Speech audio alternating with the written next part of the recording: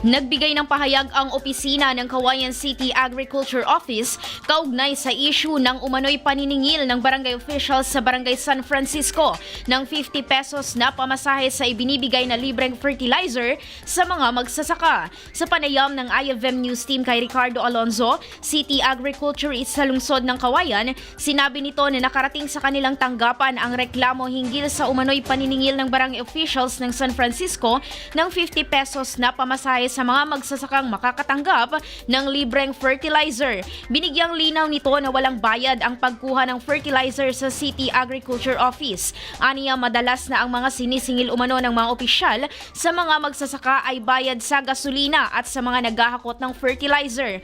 Ayon kay Alonzo, hindi naman nila ipinagbabawal ang paniningil ng kontribusyon ng mga barangay officials, lalo pat mas makakatipid ang mga benepisyaryong magsasaka sa ganitong paraan kung ikukumpara sa magagastos nilang pamasahe kapag sila mismo ang kumuha ng fertilizer sa kanilang opisina. Gayunpaman, sinabi nito na dapat ay pag-usapan muna ito ng malinaw kasama ang mga magsasaka at gawin itong voluntaryo, hindi mandatory. Dagdag pa ni Alonzo, nakausap na umano niya ang kapitan ng Barangay San Francisco at paliwanag nga nito na ang 50 pesos na kanilang siningil sa mga nakatanggap ng fertilizer ay ginamit sa nasirang truck na pinanghakot dito. Mga barangay official daw ng barangay San Francisco nga ay naniningil ng 50 pesos. Nais ko lang linawin na ang aming pong tanggapan ay hindi po naniningil ng pamasahe.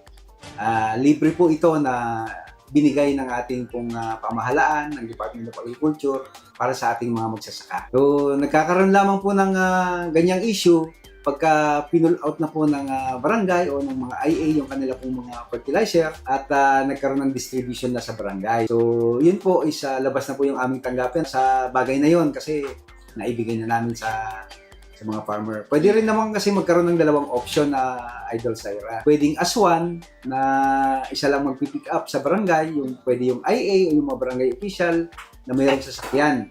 So nagkataon nga na ang ating pong mga barangay ating lungsod ay mayroong ibinigay ang ating mahal na governor, ang provincial government of Isabela ng mga Rodito truck. So nasa mga farmers po naman yan na kung gusto nilang maki-join doon na ipahakot din yung kanila pong mga fertilizer. Kung ayaw naman po nila, ay pwede po silang magpunta dito sa aming pong tanggapan, kunin nila yung kanilang fertilizer individually. Mag-signature lamang po sila sa master list ng ating pong mga technician na katunayan na nakuha nila yung kanila pong mga fertilizer. So sa ating pong mga barangay official, sa aking panawagan naman, kasi nga is yung 50 pesos is medyo mataas nga yun para sa akin. Yung lamang pong naaayon sana sa gastusin, sa pag-pull out ng kanilang pong mga fertilizer, yun lamang po yung kanila pong pag-usapan. Pag-usapan po nila, mga barangay official at ang mga farmers po natin.